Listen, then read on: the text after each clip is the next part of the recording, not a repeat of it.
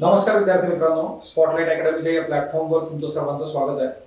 कालच UPSC prelim झालेली आहे। यूपीएससी प्रिलिम झाल्यानंतर विद्यार्थ्यांचे जे बोलणं होतं किंवा विद्यार्थ्यांचे जे आता स्कोर आलेले आहेत त्याच्यानुसार इथून पुढचा प्रवास कसा असला पाहिजे या संबंधी आपण आज जाणून घेणार आहोत। एक तर जे आहे की आता जीएस आणि सीसॅट याचे स्कोर बऱ्यापैकी विद्यार्थ्यांनी काढलेले आहेत। नंबर ऑफ वेगवेगळे जे काही रिस्पेक्टिव्ह प्लॅटफॉर्म्स आहेत त्याच्यावर याच्या संबंधीचे आन्सर की आलेले आहेत, जसं काल आपण याचं सेशन घेतलं होतं।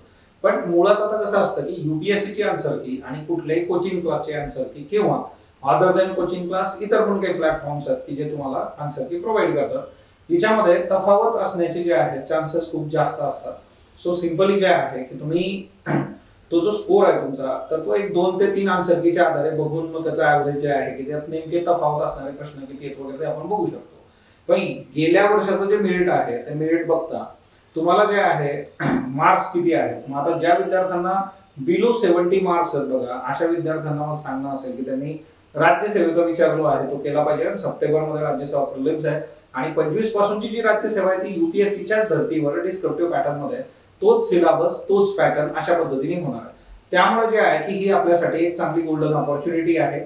याच्या आधी कसं होत होतं की जर असं काही होत असेल तर मग त्याकरता आपल्याला 1 वर्ष यूपीसाठी थांबावं लागत होतं। सो तुम्हाला आता जे आहे राज्यसेवेची संधी कॅश करता आली पाहिजे।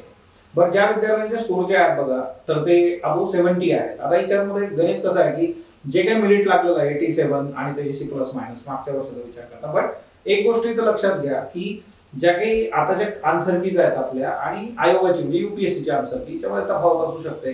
काहींचे मार्क्स सुद्धा जास्त होतील, काहींचे कमी पण होऊ शकतात। सो त्या अनुषंगाने आपण जे आहे येथे 15 दिवस जे आहेत येणारे 15 ते 20 दिवस मी सजेस्ट करेल की ज्यांचा स्कोर जो आहे 70 प्लस आहे अशा विद्यार्थ्यांनी ऑप्शनल सब्जेक्टवर चांगलं काम करा, रिव्हिजन करायला सुरुवात करा। असंही आता रेकॉर्ड ब्रेक यूपीएससी जे आहे कमीत कमी दिवसामध्ये रिझल्ट आपल्याला देते आणि त्याच्यामुळे आपल्या गोष्टी पण क्लिअर होऊन जातात। सो ऑप्शनलचं रिव्हिजन झालं त्याच्यानंतर आपण जे आहे जीएस कडे वळू शकतो। मग त्याच्यानंतर रिझल्ट पण क्लिअर राहील आपल्याला।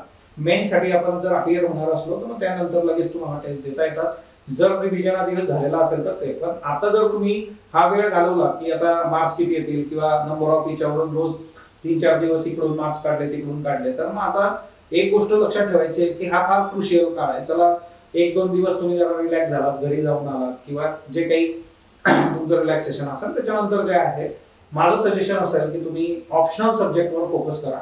आफ्टर दॅट आपण जे आहे यूपीएससीचा रिझल्ट येईलच 15-20 दिवसामध्ये, मग पुढच्या गोष्टी लाईन अप करता येतात आपल्याला। आता याच्यामध्ये पण ज्या विद्यार्थ्यांना काही इश्यू असले तर ते टीम स्पॉटलाइटशी कॉन्टॅक्ट करू शकतात किंवा जे आहे मला इमिडिएटली इथं भेटू शकतात।